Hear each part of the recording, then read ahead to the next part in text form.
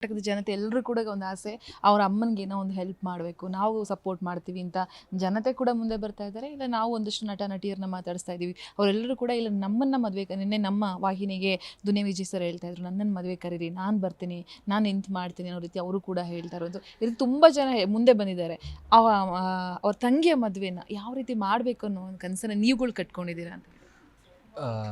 ಹೌದು, ತುಂಬ ಜನ ಕೇಳಿದ್ರು ಅಮೌಂಟ್ ಹಾಕ್ತೀವಿ ಅವ್ರ ತಂಗಿ ಮದುವೆಗೆ ಸಪೋರ್ಟ್ ಮಾಡ್ತೀವಿ ಅಂತ. ಇವಾಗ ನಮ್ಮ ಮನಸ್ಸಲ್ಲಿ ಇರೋದು ಅವ್ನು ಏನು ಅಂದ್ಕೊಂಡಿದ್ದಾನೆ ಅಂತ ನಮಗೂ ಗೊತ್ತಿಲ್ಲ. ಅಂದರೆ ಚೆನ್ನಾಗಿ ಮಾಡಬೇಕು ಅಂತ ಹೇಳಿದ್ದ.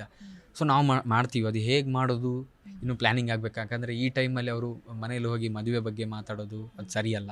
ಅದ್ರ ಬಗ್ಗೆ ನಾವು ಪ್ಲ್ಯಾನಿಂಗ್ ಮಾಡೋದು ಸರಿಯಲ್ಲ. ಬಟ್ ಮಾಡಬೇಕು, ಮಾಡ್ತೀವಿ ಅಷ್ಟೇ.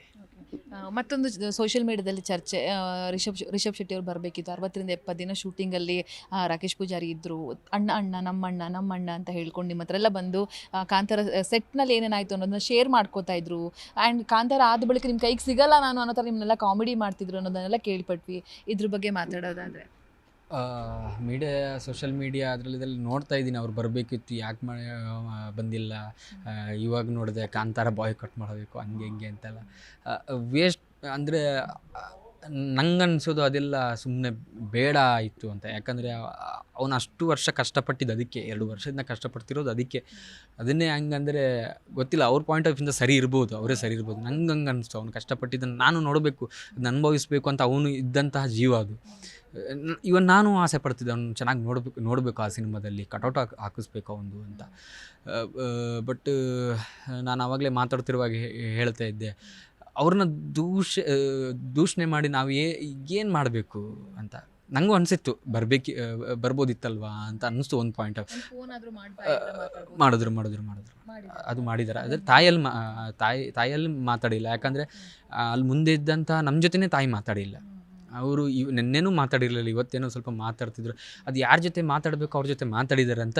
ಯಾಕಂದರೆ ಮಾತಾಡಿದವರು ನನಗೂ ಏನು ಅಂತ ಹೇಳಲಿಲ್ಲ, ನನ್ನ ಹತ್ರನೇ ಹೇಳಿಲ್ಲ. ಅಂದರೆ ಅದು ಹೇಳಿದ ವಿಚಾರ ಏನೋ ಇರ್ಬೋದು, ಅವ್ರ ಮನಸ್ಸಲ್ಲಿ ಏನೋ ಇರ್ಬೋದು, ಅವ್ರದ್ದೊಂದು ಕಾರಣ ಇರ್ಬೋದು ಯಾಕೆ ಬರೋಕ್ಕಾಗಿಲ್ಲ ಅಂತ.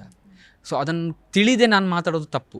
ಅವ್ರು ಏನಕ್ಕೆ ಬಂದಿಲ್ಲ ಹೌದು, ಏನಕ್ಕೆ ಬಂದಿಲ್ಲ, ಯಾಕೆ ಬಂದಿಲ್ಲ, ಯಾವಾಗ ಬರ್ತಾರೆ, ಆಲ್ರೆಡಿ ಬಂದಿದ್ದಾರೆ. ಅವ್ರು ಬಂದಿರೋದು ನಮ್ಗೆ ಗೊತ್ತಾಗಬೇಕು ಅಂತ ಇಲ್ಲ. ಅಕಸ್ಮಾತ್ ಮೀಡಿಯಾದವರು ಇದ್ದರೆ ಗೊತ್ತಾಗ್ತಿತ್ತೇನೋ, ಆ ಟೈಮಲ್ಲಿ ಇರಲಿಲ್ವೇನೋ, ಅಥವಾ ಇನ್ನೂ ಬರಬೇಕು ಅಂತ ಪ್ಲ್ಯಾನ್ ಮಾಡಿದಾರೋ, ಯಾವುದು ನಮ್ಗೆ ಗೊತ್ತಿಲ್ಲ. ಸೊ ಅದನ್ನು ತಿಳಿದೇ ನಾನು ಮಾತಾಡೋದು ತಪ್ಪಾಗುತ್ತೆ. ಬಟ್ ಅವರಿಗೆ ಪ್ರೀತಿ ಇತ್ತು, ಅವತ್ತೇ ಗೊತ್ತಾಗಿದೆ. ಅವರು ಸಟ್ಟಲ್ಲಿ ಕಣ್ಣೀರು ಹಾಕಿದ್ರು, ಅದೇನು ಮೌನ ಪ್ರಾರ್ಥನೆ ಮಾಡಿದ್ರು ಅಂತೆಲ್ಲ ಹೇಳಿದ್ರು. ಸೊ ಆ ಪ್ರೀತಿ ಇಲ್ಲದೆ ಕಣ್ಣೀರು ಬರಲ್ಲ.